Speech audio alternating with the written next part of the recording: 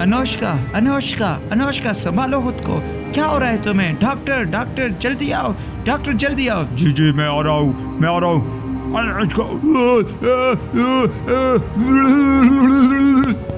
Nurse injection दो, nurse injection दो।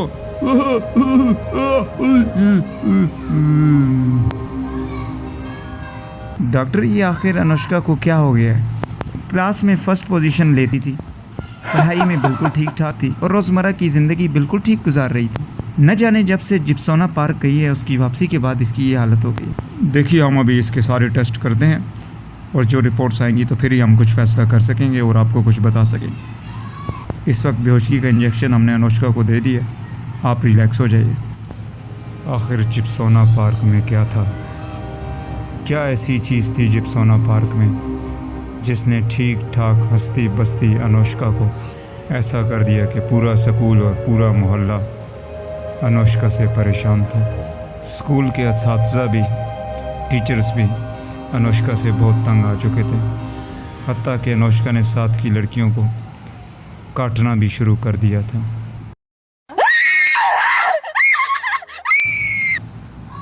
मुंबई की एक खूबसूरत शाम थी। अनुष्का एक नौजवान लड़की थी। हमेशा की तरह अपने दोस्तों के साथ पार्क में खेलने गई। पार्क हमेशा इसका पसंदीदा जगह रहा था जहां वो सुकून और ख़ुशी महसूस करती थी। लेकिन आज की शाम कुछ मुख्तलिफ थी। अनुष्का ने अपने दोस्तों के साथ पार्क में खूब हंसी मजाक किया, लेकिन जैसे ही रात का अंधेरा बढ़ने लगा इसने अपने दोस्तों को खुदा हाफिज़ कहा और अकेली चलने लगी। पार्क की रोशनी धीरे धीरे कम हो रही थी और अजीब सी सर्दी इसे महसूस हो रही थी।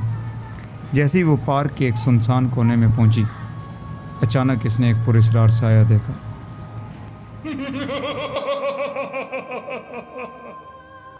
इससे पहले कि वो कुछ समझ पाती, एक चुड़ैल की खौफनाक हंसी इसके कानों में गूंजी। अनुष्का का दिल खौफ से थक थक करने लगा और उसने भागने की कोशिश की, मगर चुड़ैल ने इसे काबू कर लिया। चुड़ैल की आंखें सुर्ख और इसका चेहरा खौफनाक था। अनुष्का को ऐसे लगा जैसे इसकी रूह तक कांप उठी हो। चुड़ैल ने कुछ अजीबोगरीब मंत्र पढ़े और अनुष्का बेहोश हो गई।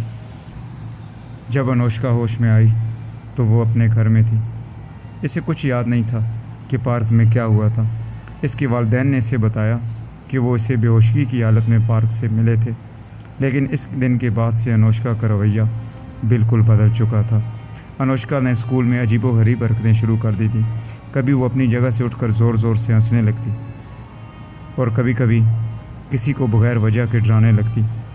हत्ता कि अपने आस पास के दोस्तों को उसने काटना भी शुरू कर दिया। इसके दोस्त और असातिज़ा सब इससे बहुत दूर रहने लगे।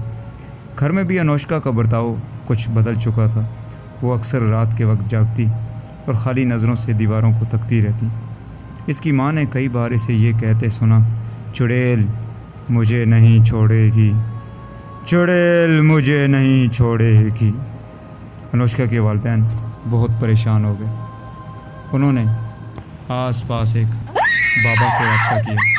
उस बाबा ने बताया कि अनुष्का पर चुड़ैल का साया है और इसके लिए एक बड़ी मंत्र की तरकीब करनी होगी। लेकिन साथ ही एक और वाक़या पेश आया। एक रात अनुष्का के वालिदैन ने देखा कि वो गायब है। उन्होंने पूरे घर में तलाश किया मगर इसे कहीं नहीं पाया। आखिरकार उन्होंने फ़ैसला किया कि वो पार्क जाकर देखेंगे। पार्क में पहुंचकर उन्होंने देखा अनुष्का चुड़ैल के साथ खेल रही थी। चुड़ैल की आंखें सुर्ख और चेहरा खौफनाक था।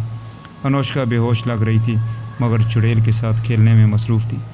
अनुष्का के वालिदैन ने हिम्मत करके चुड़ैल का सामना किया और इसे भगाने की कोशिश की। चुड़ैल ने इन पर भी हमला करने की कोशिश की मगर अब जो बाबा जी थे उनकी दुआओं की मदद से चुड़ैल भी बेहोश होना शुरू हो गई और आहिस्ता आहिस्ता चुड़ैल ब्लर विजन करते करते बिल्कुल गायब हो गई।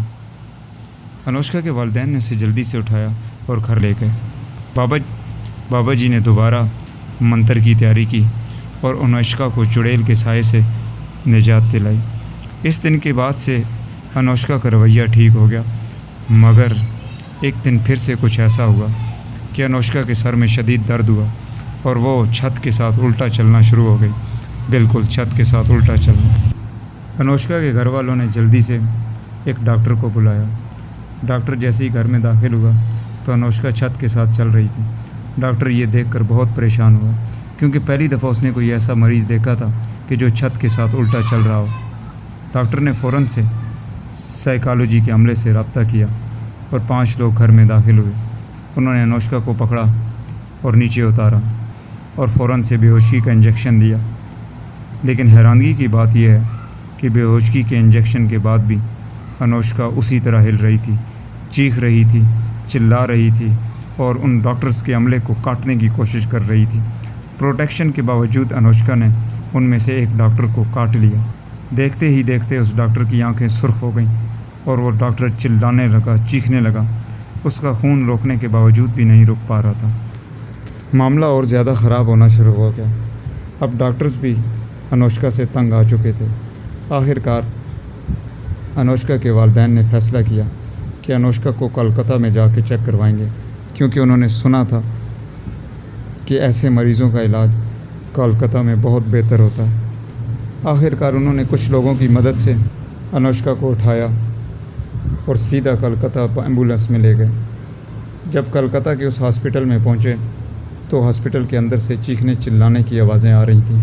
दोस्तों, इसके वालिदैन को अंदर जाने में पता चला कि सिर्फ ये मसला अनुष्का के साथ ही नहीं, बल्कि वहाँ पर बहुत से एडमिटेड पेशेंट्स के साथ भी पेश आ चुका था।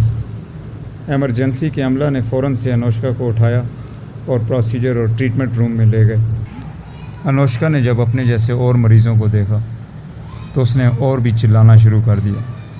उन डॉक्टर्स ने भी पहला हाल यही सोचा कि अनुष्का को बेहोश कर देंगे, उसके बाद इसके दिमाग के टेस्ट करेंगे और फिर मज़ीद कुछ इसके इलाज के बारे में सोचेंगे।